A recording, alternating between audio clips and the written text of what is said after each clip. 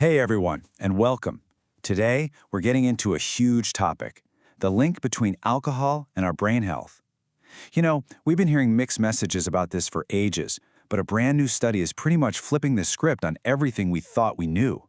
So let's get right into it. So, let's start with the big question, the one a lot of us have probably wondered about. Is that glass of wine after a long day actually okay for your brain? Or maybe even good for it? It's an idea that's been floating around for a really long time. And for the longest time, it felt like the science was giving us a green light. Study after study seemed to show that people who had a little bit to drink were actually doing better in some ways than people who didn't drink at all. And that led to this really comforting, widespread belief that a little bit of alcohol could be a good thing. Okay, so this chart right here, this is the visual that sold that whole idea. It's the famous J-curve, and you can totally see how it works. On the left, you've got non-drinkers, and the risk is, right there in the middle. But look what happens for moderate drinkers. The risk actually goes down. That's the bottom of the J. Of course, then it shoots way, way up for heavy drinkers. This little dip made moderate drinking look like the absolute sweet spot for your health. But here's the thing. What if that dip, that supposed sweet spot, was never actually real? This is where we start talking about what some experts are now calling the moderate drinking myth.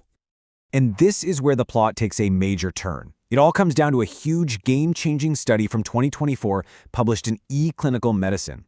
They used a really clever genetic technique that gave them a much clearer picture than just asking people how much they drink. And what they found, well, it changes the whole story.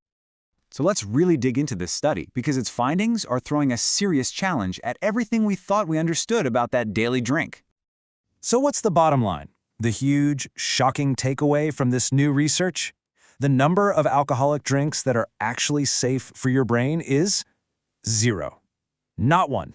Not in moderation. 0. And this slide just lays it all out, side by side. It's the old idea versus the new reality. On the left, you've got that friendly-looking J-curve with its little dip that made us all feel better. But on the right, that's the new finding. A straight, relentless, upward-sloping line. It's what scientists call a linear risk. It means with every single drink, the risk doesn't dip, it just goes up and up. So this obviously raises a massive question. How on earth could the research have been so off for so long? Well, the answer is hiding in a really subtle but incredibly important flaw in those older studies. It's a concept called abstainer bias. So yeah, what gives? Why the completely different result? It wasn't that the old studies had bad math. The problem was they were making a bad comparison. The issue wasn't the drinkers in the study, it was the group of people they were calling non-drinkers. You see, this 2024 study was really smart. First, they ran the numbers the old way, just looking at what people said they drank. And you guessed it, they got the same old J-curve. But then they did something new. They used a powerful genetic analysis, looking at people's genes to see who is naturally more likely to drink more or less. This method cuts through all the noise of self-reporting or people quitting because they got sick. And the result? The J-curve completely vanished. It was replaced by that straight line of ever-increasing risk. And here it is, the key to the whole mystery, abstainer bias. Basically, the non-drinker group in the old studies was contaminated. It was full of people who used to drink a lot and only quit because they were already having health problems. So, this made the entire group of non-drinkers look, on average, a lot less healthy than they really were. This quote from Dr. Ozantoy just hits the nail on the head. He says that because these less healthy former drinkers were lumped into the control group, it skewed everything. It created a faulty comparison that made the light drinkers look good, creating this illusion that alcohol was helping them when it really wasn't. All right, so now that the myth of the healthy drink has been busted, let's get into the nitty-gritty of what science tells us alcohol is actually doing to our brains. There's really no way to sugarcoat this. The science is incredibly direct. Alcohol is a neurotoxin.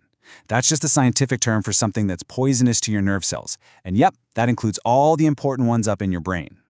And that toxic effect shows up in some really nasty ways. It can cause brain atrophy, and that means your brain literally shrinks. It does specific damage to the hippocampus, which is your brain's memory headquarters. It actually stops you from growing new brain cells. On top of that, it burns through crucial nutrients like thiamine, a B vitamin your brain absolutely needs to function. And as if that weren't enough, it can also lead to seizures and nerve damage. Dr. Clifford Siegel really puts it in simple common sense terms here. Think about it. If a person's brain is already functioning slowly because of dementia, does it make any sense to give them a substance that is literally known to slow brain function down even more? Of course not. It's just going to make the problem worse. Now, it is really important we put all of this into perspective. Alcohol is clearly a risk factor, a big one, but is not working in a vacuum.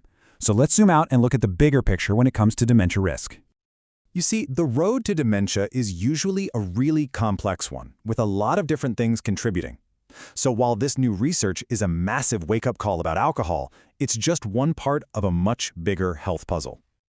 And there are other huge risk factors at play. Things like age, obviously. Smoking is a big one. So are cardiometabolic diseases like heart conditions and diabetes.